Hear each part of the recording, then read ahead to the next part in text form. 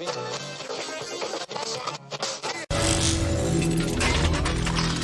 Check Radio.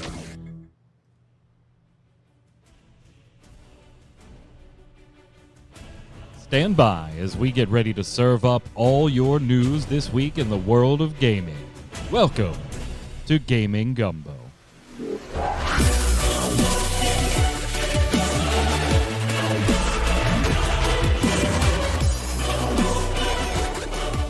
Why, hello. It's Saturday at 7 p.m. Eastern. That means here on Ready Check Radio, it's time for Gaming Gumbo, our weekly gaming wrap-up show. I'm your host, Mike Byrne, a.k.a. Magic Man, as always. And sorry, no show last week. One of our hosts got ill. We tried to get a fill-in, and it just didn't work out. So we're back this week, although just barely.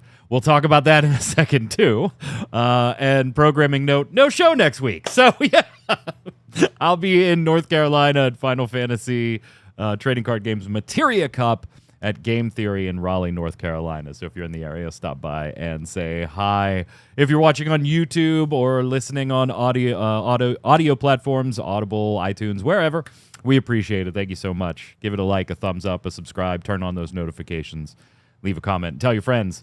Of course, you can always head on over to readycheckradio.com. The site's right there on your screen if you're watching the video. All the socials are in the upper right. You can follow us so you'll know exactly what's going on and when, whether it's a show, a stream, or whatever. Joining me today, feeling better, hopefully feeling better, Mr. Dom Greco. What's up, sir? Hello. How's it going? Yeah, I am feeling much better. Thank you for asking. Good. Yeah, you fell a little ill last week.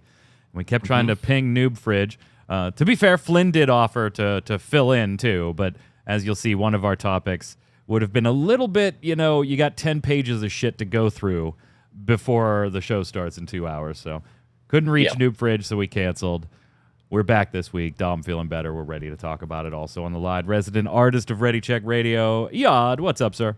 Are you sure it's weekly? Are you sure you don't want to switch to the monthly wrap-up show? Right? Right? Just like really bizarre timing. We had a run. We're going to have a run of like 6 shows before I had to go out to Final Fantasy again. Right? And turned into a run of 3 instead. So, it happens. We almost didn't have a show today because your internet crapped. I know. AT&T bites, and we had to switch again. But I mean, anything for the show, right? We got to switch. Make the show better. I have switched providers. You have switched providers, and in a short amount of time, Dom will be switching providers as well. So, yep. All for the show. I won't be here the first week of August. So. Okay, we'll figure it out. No biggie. Yeah, we'll figure it out. No biggie. We'll figure it out. Helps. We figure it out on 2 weeks' notice or 2 hours' notice. So don't worry. Yeah. That's like a month. I'm not even gonna worry about it. Chat joining October us is also going to be a nightmare. Yeah, well, that pretty much is for everybody. Most of us around here are huge Halloween buffs, so October gets a little messy to begin with anyway. We'll figure it all out. We'll make it work. Nobody watches this shit anyway. So. Or Vegas, I mean. Nobody cares. Nobody cares. Chat joining us live, I'm sure, ready to chime in. So right now, gents, we are eagerly awaiting a decision from the judge in the FTC versus Microsoft case trying to block the purchase of Activision Blizzard. We're still awaiting the judge's decision on that as of this recording. So if it happens afterwards, unlikely. But if it did, there you go. As of this recording, we're still waiting. Now, I think most of us still eventually think this is going to go through, right? I think probably. so, yeah. It's probably going to go through. Whether it'll be actually good for the industry or not, that's a different story. Remains to be seen. Yeah, that remains to be seen. But, yeah, I think they'll eventually let it go through. Probably some caveats to it. Little negotiation here and there type deal. Yep. Because it is a little bit monopoly-ish. No, I don't think heading in that direction. No. I mean, just the purchase makes it the 3rd largest company. Like it's nowhere near a monopoly case, and the FTC isn't making that case because they can't. No. Right? They cannot make that case. If you look at all the stuff Microsoft is trying to acquire or has tried to acquire, like Sega, for example, which Right. It's not happening, but they're approaching the territory where there is concern for it. Yeah, They but are not there Microsoft's yet. always been on that. Like, I'm not setting a. I'm not saying, hey, Microsoft wouldn't be interested in trying to become a monopoly in a particular field. Pick your field here, whether it's gaming or just Right. computing in general or operating systems. Yeah. But they've already had those troubles. So, right, like the FTC went after them years ago over Windows and things like that. So. I'm not saying Microsoft is above trying to become a monopoly. I'm just saying this case has nothing to do with a monopoly No. at all. No. I just think it's got some indications of a direction. That's all. Maybe. But the FTC not making that case. No. Not making that case, and they couldn't. Most countries, by the way, have already approved this. The outstanding ones are one here in the United States, FTC taking them to court. The UK, their CMA denied the deal, so there are appeals ongoing there. And Canada's still kind of mulling it over.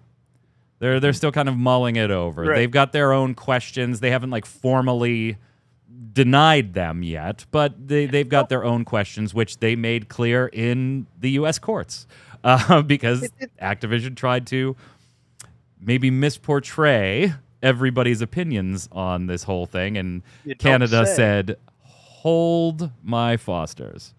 Wait, Foster's isn't Canadian. What's the Canadian beer? No. Modelo. Let's. Is Modelo Canadian? No. What happens? What's a in the event Canadian that beer? it's Give me a Canadian beer. Don't Canada they drink Dry? coffee? No, that's not right. That's I not thought they had right. that Labatt. We'll coffee use and donut Labatt shop. Blue. That's what Labatt Blue. We'll use Labatt. Molson. That's the one I was trying to think of. Molson? Is it Molson. Molson? Because I was like, Is it's a that their bigger company. Yeah. Molson. I don't know. Canada said, So- "Hold my Molson." The joke doesn't work. what 5 happens- minutes later. What happens if it goes through everywhere, but like the UK? Like, what Yeah, does that actually It's do? an interesting thing, and it's happened before with other companies and things like that. You have to either not operate there at all or find a different way. And Activision has already kind of, not Activision, Microsoft has kind of backdoor threatened that what they will do is they will pull ABK out of the UK and then sell products into the company through distributors. Instead of operating within its borders. So there's substantial, it's kind of like do you want to be responsible for sending all these jobs to other countries? Right. One of those backroom threats. Or you can come to negotiations like you were saying, Yad, where you're like, okay, in the UK, we're willing to do this if you approve the deal type thing. Right. But we're learning quite a bit from this lawsuit. It's interesting. And a It is lot of definitely it interesting. we really shouldn't be learning. No. Mm. No. Because Before we go into that, I just want to say, like, the overwhelming thing to me is if this doesn't go through, Microsoft still has to pay what, $3 billion Yeah. in Yes, yeah. breakup fees to Activision, Yep. to Yes. Activision Blizzard. Like, that is basically, here's $3 billion for doing nothing. Like, They've still got to take him for that breakup dinner. yeah.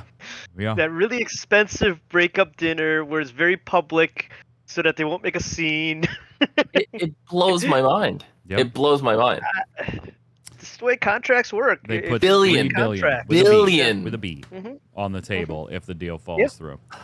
We should have a decision soon. I know like July 18th was one of the dates that Yeah. is kind of important in this whole sequence, even though they can both agree to extend certain dates if they think things are going the way they want them to.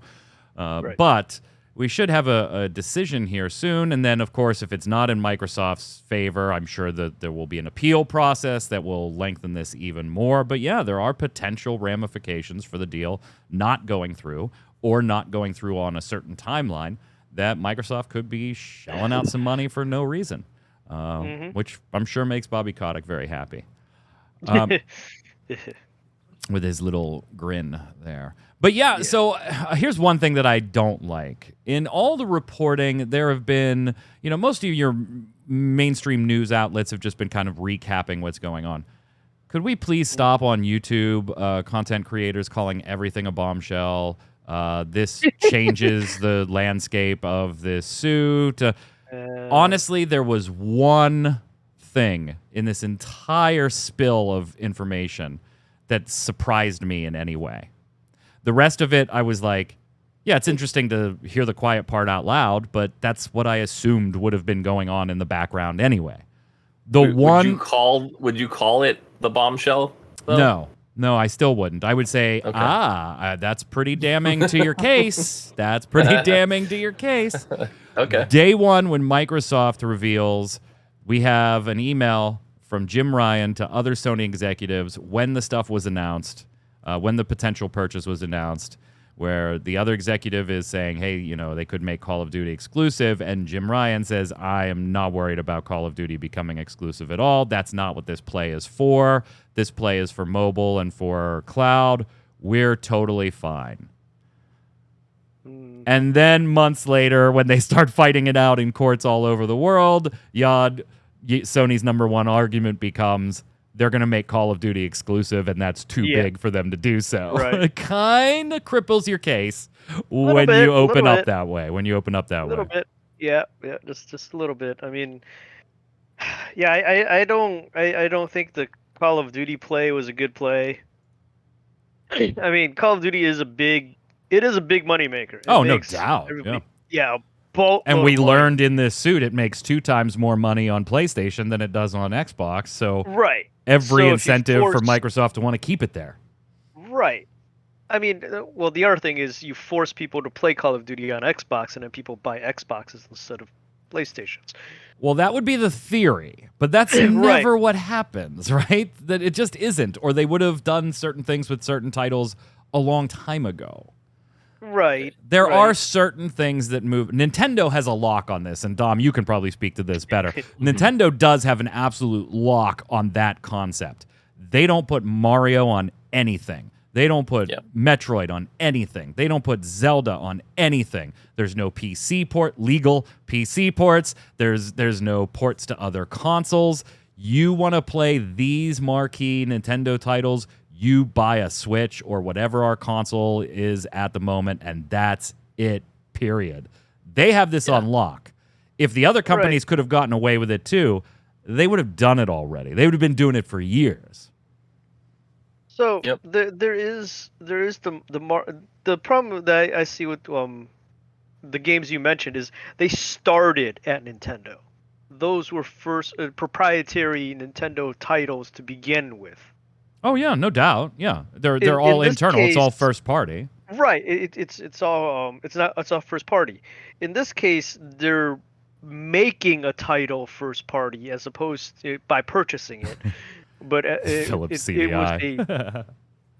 was a title that was third party, and they're making it first party. Yeah, so, I mean, right, but to that point, Sony already does this, right? God of War and Last of Us, and granted, they're late to the party. They tried to do what Nintendo did, right? Use your first party titles to sell units. Turns out, long run, it's better to use it to sell units and put it on PC. Turns out it's better to do both. So going in with the argument of Call of Duty becoming exclusive, we saw in this court stuff, Dom, that this deal basically has to be profitable from day one for Microsoft. Right. Like in their documents and their financial analysis, this deal needs to start making money from day one. I mean, it already will. It has nothing to do with anything. Like they're gonna own Candy Crush. They're fine. So, but like I was just talking to one of my friends earlier today about this actually, and it's like if you are a gamer, right, and especially if you're a Nintendo gamer, you're playing Nintendo. You're playing with an expectation of a certain type of product, right? If you're a fan of Call of Duty, you're not buying a Nintendo console to play Call of Duty. You're a PC gamer or a Sony or an Xbox gamer. Right. Nintendo is almost like a supplemental console. It is very rarely your only or main console, depending on your stage of gaming. Yeah. Like if you're a newer entry level gamer, younger gamer, you're probably gonna end up with a Nintendo as one of your first consoles. But if you're in your late teens, college years or above, you're gonna have an Xbox, a PlayStation, one of the two or both, and and Nintendo on the side.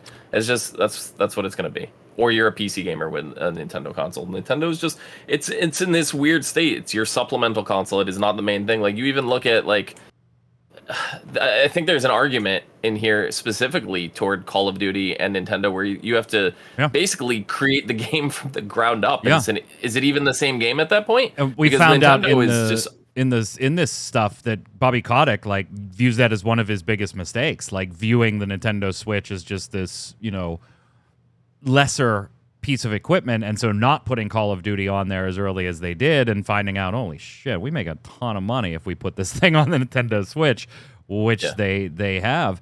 To your point about consoles, though, the Switch is playing a really interesting role in this suit. It's like both companies, both sides, the FTC and Microsoft, have to acknowledge it, but both sides are trying to do kind of different things with it. The FTC wants the Switch, at least in most of their presentations, to not be part of this competitive view between Microsoft and Sony. They want it to be exactly what you're saying. Hey, it's lesser piece of hardware, it's niche, it's aimed at a younger audience. This is not a competition between these three big dogs. It's a competition between these two big dogs and Nintendo just doing the Nintendo just doing its own thing off to the side. Just doing its own thing off the side. Where Microsoft kind of wants to bring it in and say no. They have the third largest selling console of all time in the Switch. They deserve to be part of this discussion for some things, but not other things. Right? Yeah. For some things, but not other things. Ironically, on last week's Always Online podcast on MMO Bomb, the question of the week was, hey, if you're a console baby out there, do you prefer one console or another, or do you play them all? And I know this is super anecdotal, right? But every single answer, Dom, was exactly to your point. I game on PC, and I have a Switch for the other stuff. Yep. I mean, I'm a little bit of a separate case because when I bought my PlayStation, Sony had exclusives, which is actually another point in this this whole fiasco here. You had stuff like Spider-Man, you had stuff like The Last of Us that weren't available on PC. And I specifically bought a PlayStation to play those, and then I had my PC to play everything else, and then I had my niche Nintendo consoles. So I was still covered on all fronts of gaming to play anything that I wanted to play, and Microsoft is never even a factor in that equation. Like, I've never, outside of like Halo, even considered buying a Microsoft console because that's the only title that was really exclusive to them for any period of time. There's a ton of stuff in here, Yod, that is just super interesting. By the way, if you guys are ever trying to redact documents, don't do it with a fucking Sharpie. No, Why not? Sharpie is... You do it with a highlighter, right? Yeah. I mean, they might as well have. That's basically what happened to the documents when you put them in a scanner, is the Sharpie becomes a highlighter for most things. We got to see the hundreds of millions that Sony has spent on things like The Last of Us and Horizon series to get those games developed. Obviously, we know that those are super expensive products to begin with, but you may be surprised when things start hitting the $200 and $300 million range for those products to make sure that they hit market. And then we've seen stuff like, Microsoft has tried to buy other companies, or at least thought about it. Yeah, makes sense. Sega, Square Enix, a few other companies. Yeah. I saw people, look at this. They tried to buy Square Enix. It's nuts. And Sega. Of course. Of course they would. Like, I'm sure Sony has emails laying around where they were talking internally, Yod, about, hey, would it benefit us to buy X or Y company? It's just how you run a business. Didn't we have another conversation about approaching Japanese companies in particular? Yeah, and that gets challenging, right? It can be done, but it gets challenging when you're outside of Japan trying to buy into Japan. Right. Which Sony would have a little advantage there since, the parent company, Sony, is a Japanese company. But, for Microsoft, that'd be a little rough going into Sega and going, hey, we want to buy you. Yeah, Sega, by the way, did say, hey, we are not for sale. We like working with Microsoft. And it's unclear from these documents, by the way, if there were any external communication, right? It looked like from these communications, it was just internally discussing. Another email, Dom, that came out that everybody kind of, or I saw people, this is really damning for Microsoft, is internal emails where they were talking about strategies to put Sony out of the gaming market from 2019. So What before a bombshell. yeah, before this offer to Activision was even made. So yeah, the Activision purchase has nothing to do with this, but they were talking strategies for getting, imagine that, a company talking strategies about getting its primary competitor out of the market. That's nuts. It's crazy. That's unheard of. It's unprecedented. I don't know any company that would ever do such a thing. Nah, this doesn't happen. Exclusives, obviously a big part of this. The one, I will say this, Yad, one of the things that I thought was a little like, ooh, that doesn't look great on Microsoft, is all the documentation that came out and the witness testimony that came out that before Microsoft bought Bethesda, all of those different titles were going to be cross-platform, and Microsoft came in and shut them down from being cross-platform and pushed them to just PC and Xbox. While I'm not surprised that they did that with like Starfield and Redfall and, you know, I don't think they're going to do that with Elder Scrolls 6 whenever the hell that comes out, but they certainly could. It was kind of surprising that it caught how much it caught the ZeniMax Bethesda teams unaware. They thought they were still developing for multi-platform. And while I think Call of Duty is a different beast than, of course, Redfall or Starfield or any of those products, certainly a different beast, there's no equivalent there. You can see Sony wanting to jump in and make the argument of, see, they bought the company, and then even the company didn't know they were going to do this until they did it. Right. So no. Do you think, Mike? Do you think Redfall would have been any better if it released on multi-platform? No, it's still a dumpster fire, bro. Like, still a dumpster fire. Whatever console or machine you're playing it on, it's still trash. Would it be good on a TI-85 graphing calculator? Just for the morbid curiosity, yeah. Yeah, probably would. Probably would. What are some other things you saw in here, Dom, that you're like, that's interesting? That's interesting. It's just, it's the fact that they blame Sony for, like, the reason behind, like, the CEO of Microsoft is like, I want nothing to do with exclusives, but we have to have them because of Sony, and they're the driving reason why they have to exist. And it's like, if you don't want to do them, just don't do them. You know, like if Sony's doing them, Sony's doing them. Let them do them. But if you really feel that strongly about them, don't do them. You know, it seems like you're making an excuse for a reason to do them because you have to compete. And if that's the case, if that's the logic, then I don't know. It's all completely like ridiculous to me. And like you said, you look through and there's the upcoming Indiana Jones game, right? That was supposed to be multi-platform, and then the documents are finding out that the cross-platform and it's PC, Xbox only now. You know, and it's just like there's a lot of stuff going on that I just like. Seems like they're cutting corners. They're just sweeping stuff under the rug. I'm not too thrilled on this whole acquisition. I'm going to be honest. Really? Yeah. I don't know, but so let me ask you this then. Maybe you don't like the acquisition itself, but do you think it's a better thing for Activision Blizzard, given the state particularly Blizzard's in right now? I think it's a better state for the fans of Blizzard games, because that gets Bobby Kotick, out of the picture, potentially, or more likely. But yeah, I don't know.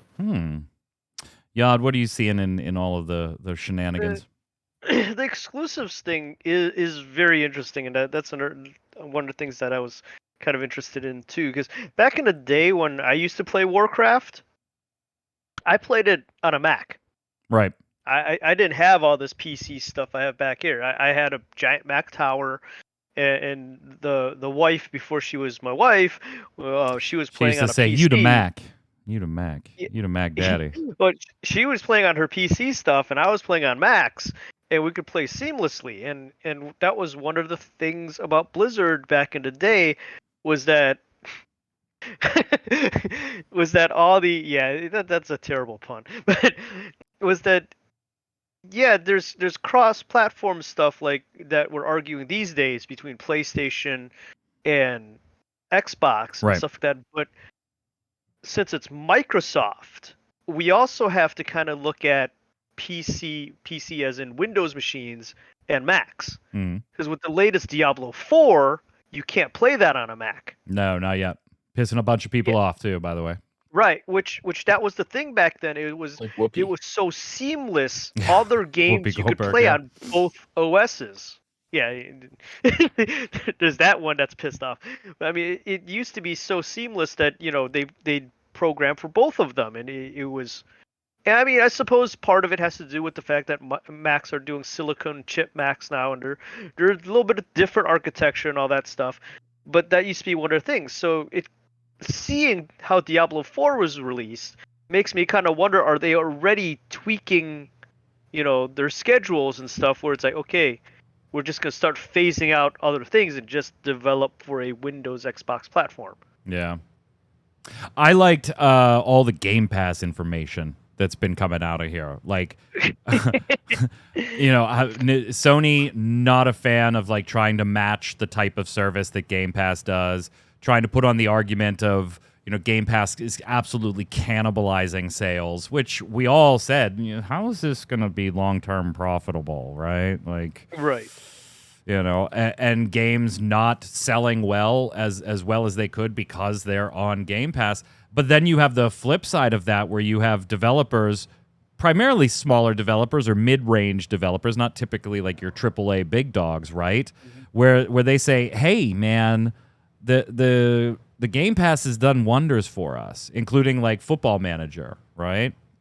The Football Manager, that company said, hey, there are a ton of people that have never played any of our manager games that played it because of Game Pass, and now in the future, it doesn't matter what platform we're on, they will follow because they liked the game and they want to get the next game, which is kind of the balance we always discussed on this show as the equilibrium you want to reach, right? You might take a loss on some AAA sales because people are going to play it there, play through it, and then never circle back on that God of War game. I know that's not on Game Pass, obviously, but that single-player RPG, right? They're not going to finish that action game and then come back and buy it in all likelihood. But you do get a lot of other products from companies out in front of eyeballs that generally don't get that kind of opportunity. Exactly to count. Nobody would really have heard of Hi-Fi Rush without Game Pass. I think it's kind of the perfect example, right? I think Hi-Fi Rush would have gotten there, but it would have taken another year of reaching that critical mass of streamers that have followings that are worth a damn, finding it. And then it would pull like the Among Us, right? Where Among Us was around for years, but it needed to reach that critical mass of popular streamers finding it, and now everybody knows what it is. Well, and Pandemic. Yeah, well, yeah. I mean, one of those certainly helps if you're trying to sell some things that you can do inside the house. Yeah, absolutely. Yeah. Ultimately, gang, I think this goes through. I think they'll come to some type of arrangement in the UK because actually the UK's own legislative body questioned the CMA's decision because the rest of the EU approved it. And so the legislation or the legislators in the UK were kind of like, what the hell? Like, why did you decline this and the rest of Europe said it's okay? One of the other things that I thought was funny was there's a quote from the judge where she was just like, I don't understand why Sony wouldn't want to make their subscription service better. Yeah. It's like, oh no, even the judge is calling Sony out. Yeah.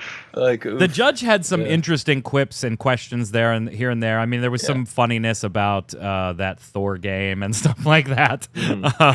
Not remembering God of War and stuff. That Thor game. It's in the judge's hands, Jacqueline Scott Corley. There was a little bit of controversy about this, too, with the judge, because the judge's son works for Microsoft. And so there was a little controversy over that from people external to the case. Now, to be fair to the judge, who thought, this does not compromise me in any way, shape, or form, is that the son is lower-level Microsoft and has nothing to do with the game space or the video game side of Microsoft. But some people external to the case tried to make the argument, Yad, that, if you rule against them, it doesn't matter. He could have the promotions denied him and or be fired and told different why.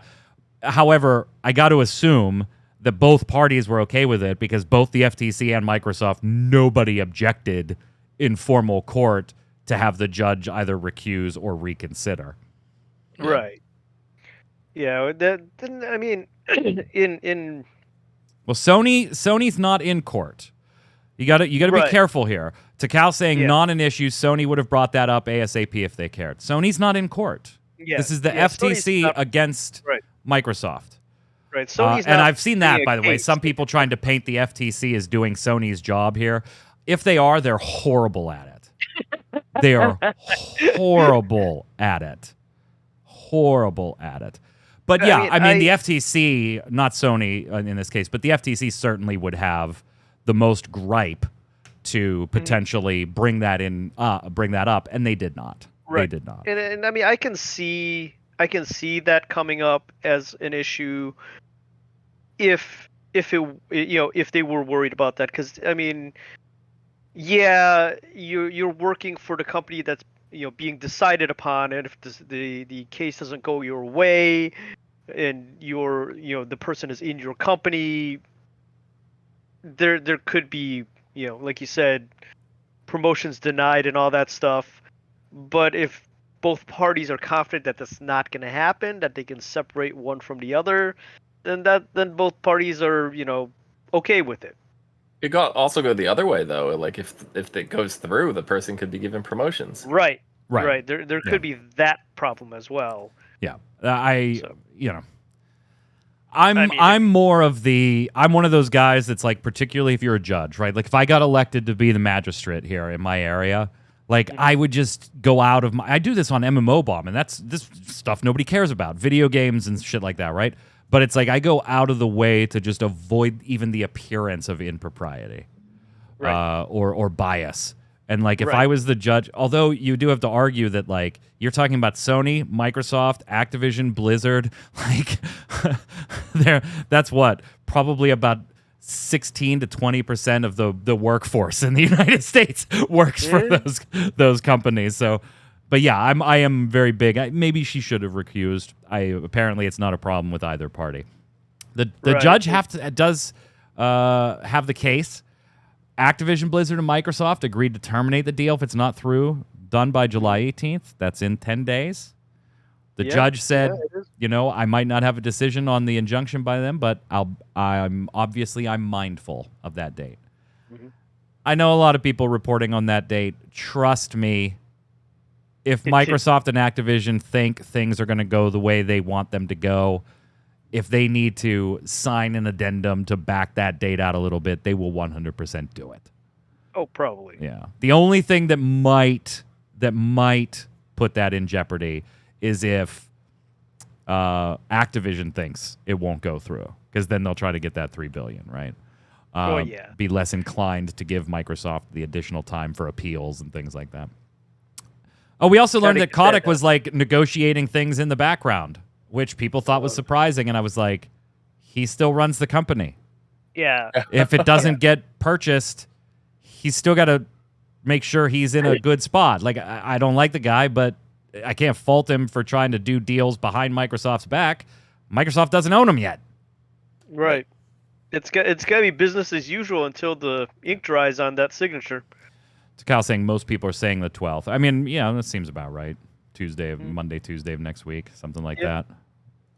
It's like, yeah, do the job until it's no longer yours. Exactly.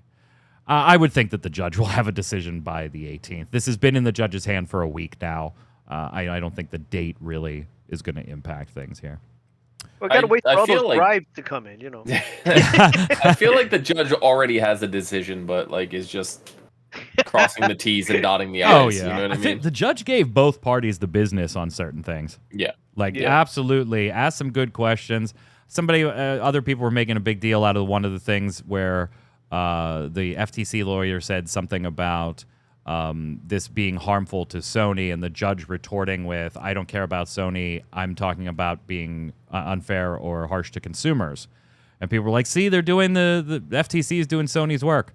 What that quote was severely missing was the FTC was quoting Jim Ryan's testimony about something being harmful to Sony, not the FTC making the argument that this was harmful to Sony. Like, come on, you got to look at the big picture.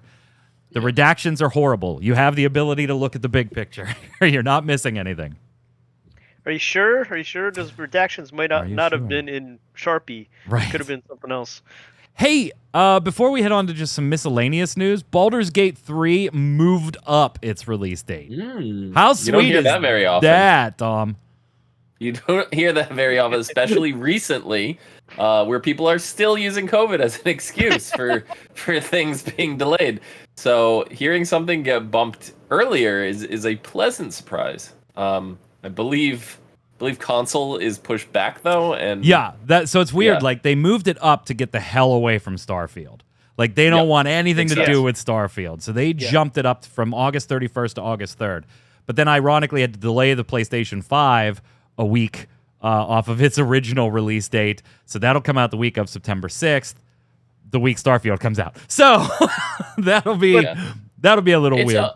But it's always hard. Problem with Xbox release.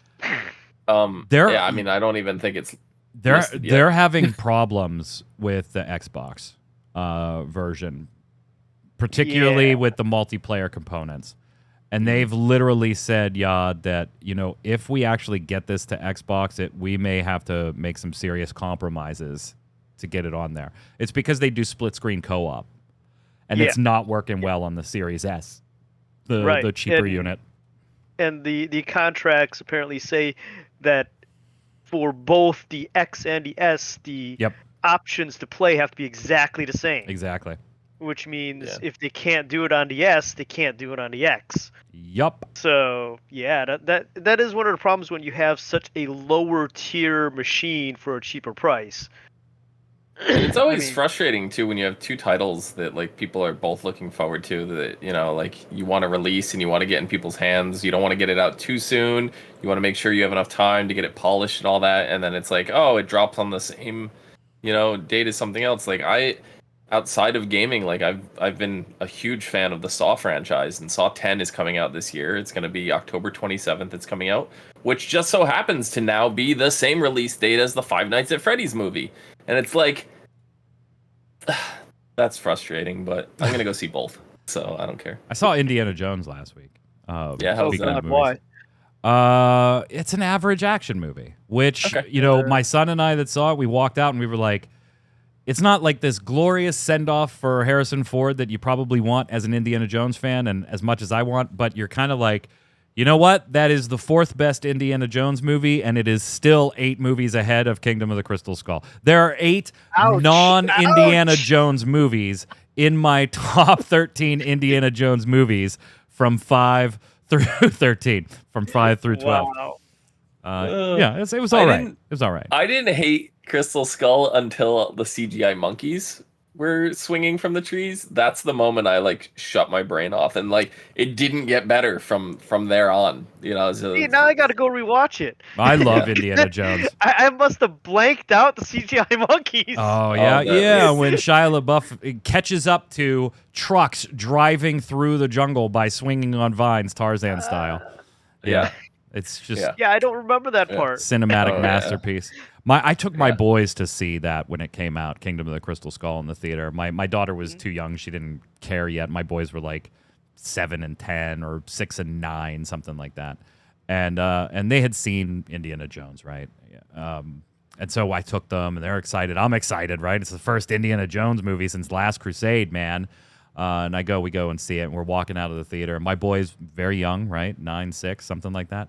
Oh, that's so great. They're just bouncing and bopping, just because for them it was great. It was there were aliens, there was a spaceship, and then he flew in a refrigerator, and then the prairie dogs, and then the monkeys, and they absolutely loved it. Oh, daddy, didn't you like it? And I'm like, I got to put on good dad face, right? I'm like, yeah. Oh, that was a good part. Yeah, it was a good part. Inside my soul is like, Indy, what have they done to you? So you would say 13254? No, 13254. 13254. You said 12354. No, I said 13254. Oh, then yeah. Okay. Yeah. Raiders, Crusade, Temple, Destiny, and then Crystal Skull. Yep. That would be my list. Without even seeing the movies. And 1 and 3, depending on my mood, might flip.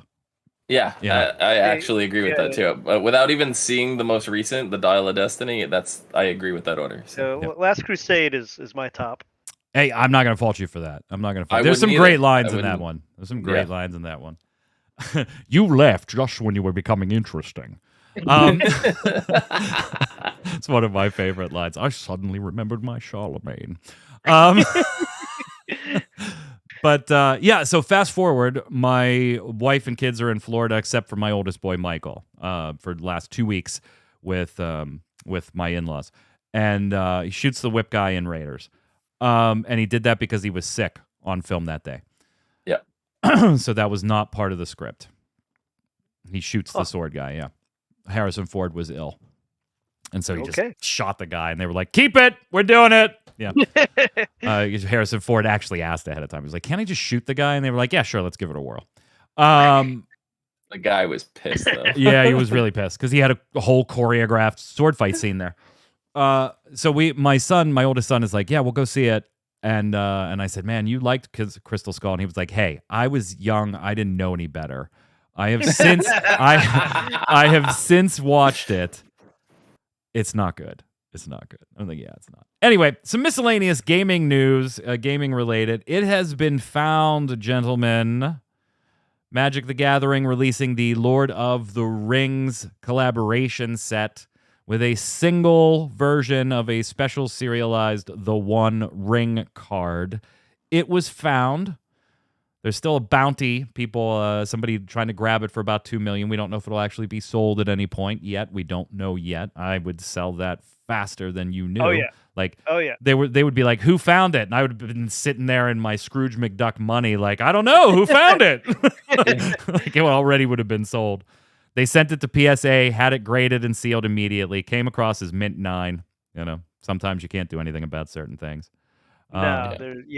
Anything above 9 has to do with the printer and make sure the margins are right and the cuts are right and the printing is clear and precise and the colors are, extremely, here and there, and it's out of person control. I hit both chase cards in the last 2 because Final Fantasy really doesn't do chase cards except they started doing them 2 sets ago.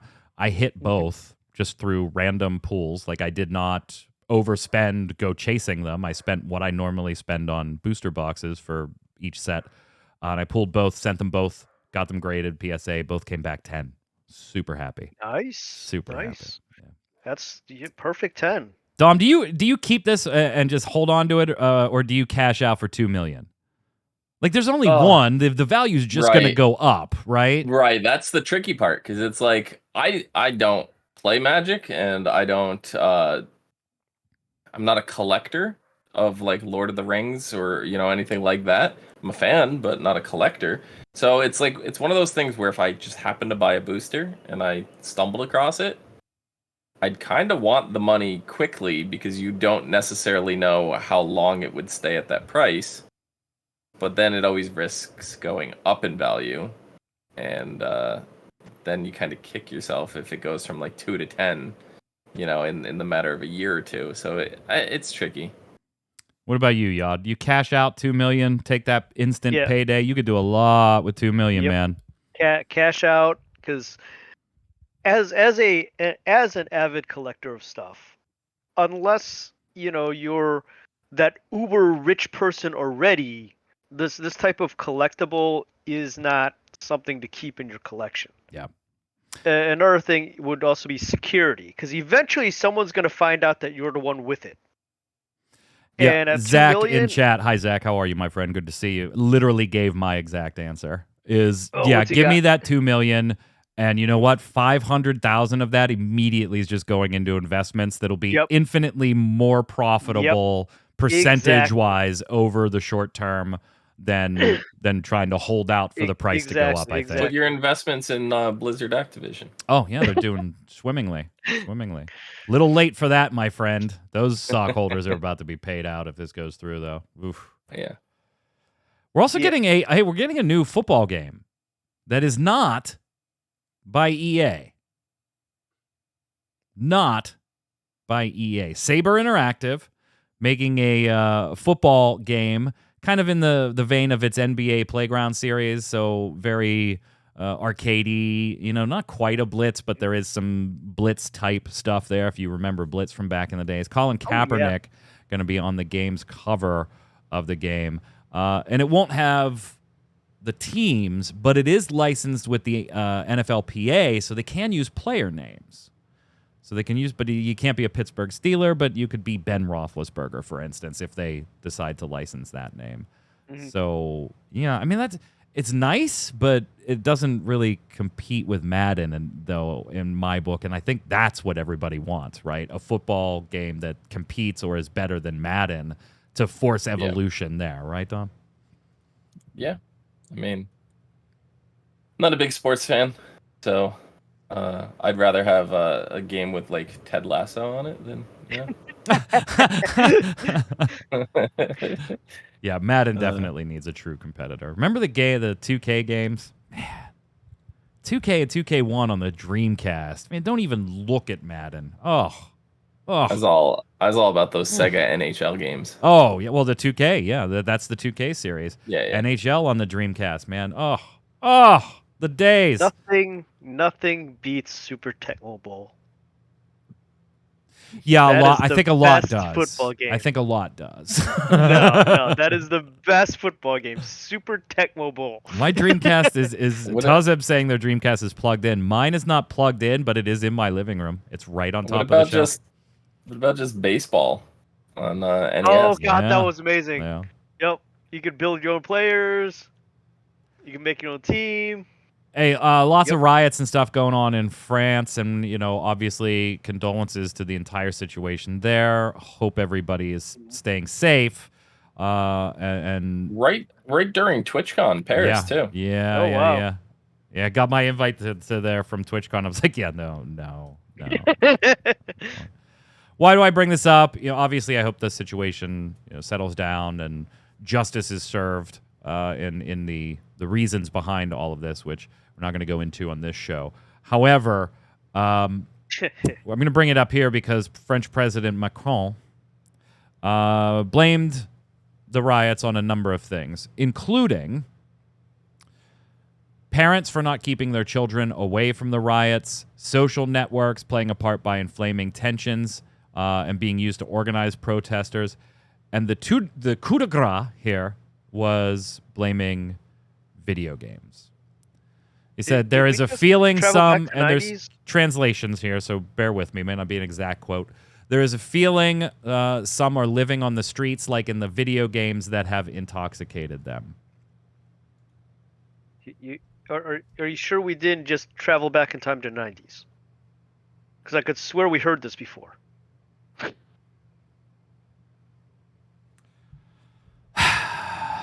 The old boogeyman, Dom. Damn those video games. Hey, it's National Video Game Day today, by the way. Oh, wow. Cool. Yeah. According to my garbage pail calendar, that's what it is. Although Google is saying that that's actually September 12th. So I don't know which is right now. Oh, but National Today is saying that it's today. Wait, that's the same site. Okay, so no, they're saying it's today. Yeah, okay, so my calendar is right.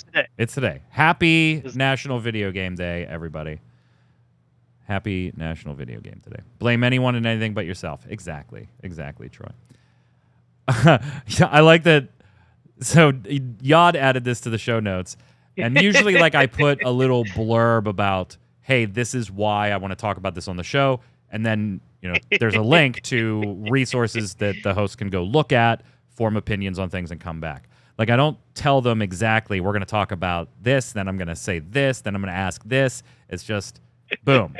For instance, that last one about the French president blaming video games, it just says, oh, for fuck's sake, and then has the link. Yod added this, and his note on there says, still a thing? ? So what is still a thing that you're surprised by? BlizzCon. Yeah? Yeah, considering, the state of everything right now and them being, in the midst of a purchase, all the reports of the things that happened at previous BlizzCons, pre-pandemic and all, and the special hotel rooms and such, I did not think they would be so amped at charging people $300 to attend this thing again. Yeah, I'm not surprised it came back. That's the part that got me. I was like, are you kidding? You have 2 tiers of tickets. The first one is $300. Yeah. And then the second one is $800. Yeah. And somebody had, kind of done a breakdown on BlizzCon in year past, what you got for general admission and the panels and X, Y, and Z. And they were like, this is like twice the price for half of the content that we've gotten in previous years. I don't even think San Diego Comic-Con is that much. I mean, I could be wrong. I haven't checked the prices in a while. But I don't think it's $300 a ticket. Well, what about $800 a ticket? Yeah, I just suck my... Never mind. So, I will say, though pricey, I'm glad to see them finally do like a separate registration and security line for like having that option available, which is something that I would have definitely taken part in years ago, instead of standing in that line that wraps around the hotel twice, and then fighting the stampede of wild rhinos to like get through the door as soon as the doors open. Like I would have liked an alternative thing if it was even like $100 or $200 more, but $500 more, $100. Yeah, that's just because you always want to keep the festivals celebrating your video game community accessible. I mean, that's the key, right? Is making them accessible. 300 bones or 800 bones. I just bought like some 41 is doing a tour right now or whatever. Yeah, isn't it their last one? It's their last one ever, and it's like the nostalgia feel of like I've seen them a couple times or whatever, but I want to be there for them to go out, whatever. Even though they're not a band that I actively listen to all the time, I have a lot of nostalgia around them. I bought 2 tickets for the show, still less than buying one of these premium BlizzCon tickets. Yeah. And they're like, and by the way, your flight and your hotel and your my hotel for MomoCon was less than the premium ticket. I just booked a hotel yesterday in Raleigh, North Carolina for 3 nights, a Friday through a Sunday night. And it was less than this. And I don't go to cheap hotels. Yeah, well, San Diego Comic-Con is $1,000 for a 4-day pass? No? Noseward says? I don't know. I've never been to Comic-Con. Yeah, I haven't been either, but that's also a 4-day pass. This is 3 days. This is 3, yeah. It's 3 days. This is 3. And I mean, it's... Comic-Con is, it's Comic-Con. We've all heard of what it is. This is a event for one company. Correct. But if you want to break it down, it's $100 a day at the general admission price. So it's I can't see it. I feel Comic-Con 2023 badge prices.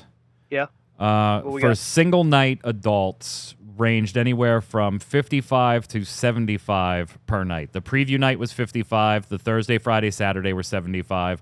And Sunday was $50. Obviously, there's package rates that I can't find anymore very quickly. But those were the single day if you wanted to walk up and just buy a pass for that day. Right. The one mistake I think Blizzard is still making here is not having per day tickets. That is a problem, yeah. So, I think this would be a little more tolerable if it was like, hey, I had the option to just buy Friday, right? For $100 or something, and then people would be like, all right, whatever. Because that's me. I don't care about the rest of BlizzCon. When I did go, I really went for the opening ceremony, which is technically free to watch anyway, like on your computer. So if you really wanted to sleep in, you're not missing much. You could just, whatever, you watch it then. But it's like, and then anything else that I would do at the actual convention was like, go meet like developers and talk, and hang out there. I didn't sit at a single panel. I didn't care because we have the virtual pass, which I have better seats at home than I do at the convention itself.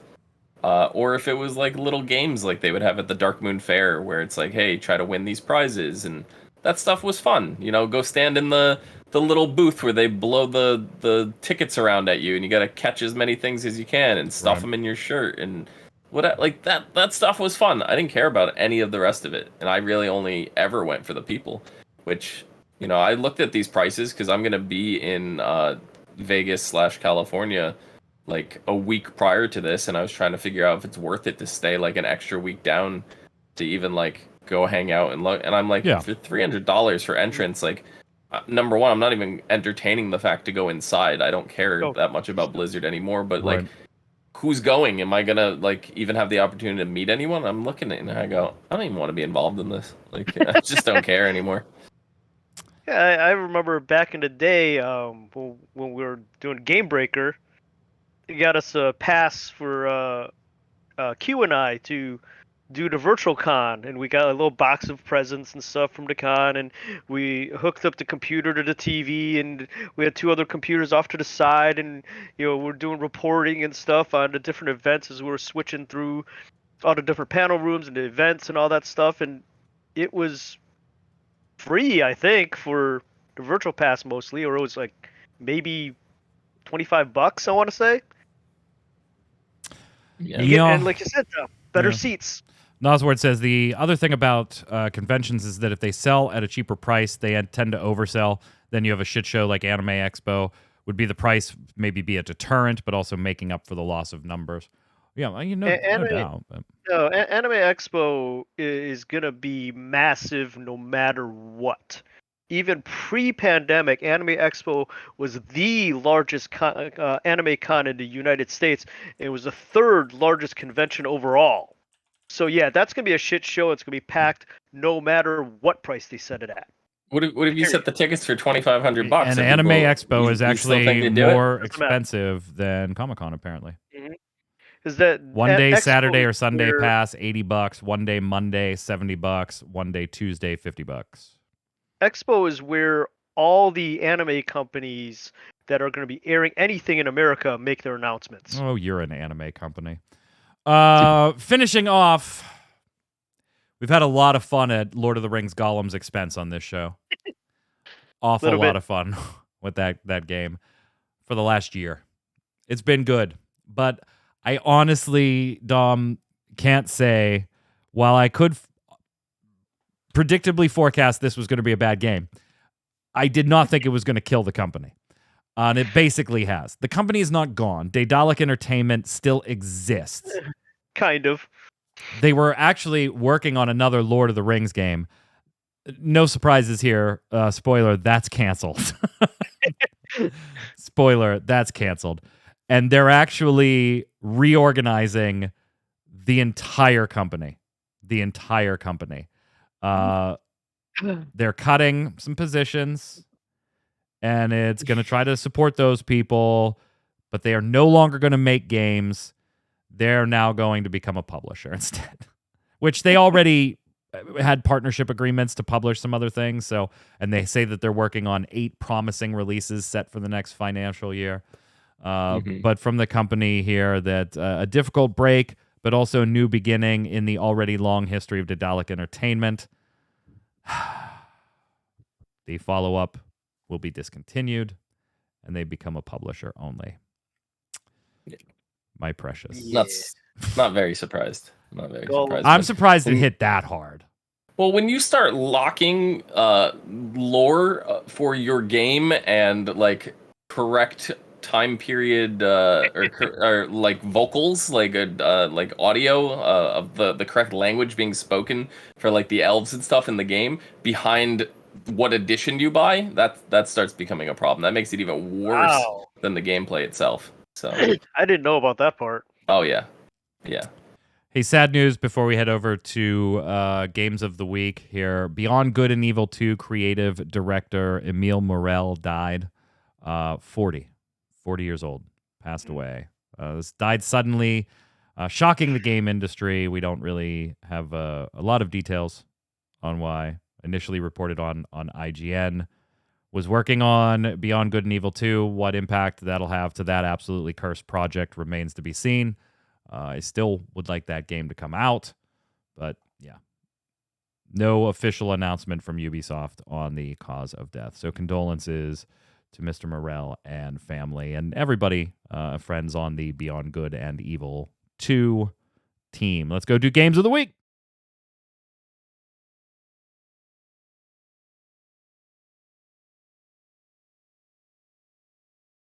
Games of the Week is the way we end every episode of Gaming Gumbo here. It's where all three of us are going to recommend a game. Could be a video game, mobile game, card game, tabletop game, anything we're playing, have played in the past, or have yet to play but think you should probably check out. And you let us know in the comments who gave the best recommendation and give us one of your own. Yod, you're up first. Because we missed the 4th of July weekend and I was looking at my PlayStation catalog. Everybody needs to play Broforce. You're a Broforce. Broforce is amazing. You're a Broforce. Dom. Because we all know I have so much time to play a lot of games in general.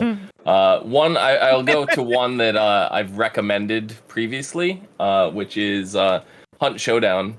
Just recently, they started one of their new events, Tides of Shadows, and it is the first time we have a brand new boss in 2 years that they've added to the game, which is a wild roaming crocodile or alligator. She is very vicious, named Rotjaw, and it's one of the craziest bosses that I've seen in the game in a while. I was very excited for it. They added this nice, relaxing like rain weather effect in the game, and the little bit that I've gotten to play of it so far, I've very thoroughly enjoyed. So nice. Last show that we had, I was playing Lunar Silver Star Story, so I threw that out there. I've since moved on and I'm replaying Shadow Hearts on the PlayStation 2. So absolutely a dark gothic RPG. If you're looking something to scratch that RPG itch because 16 turned into an action game, then yeah, go ahead and check it out.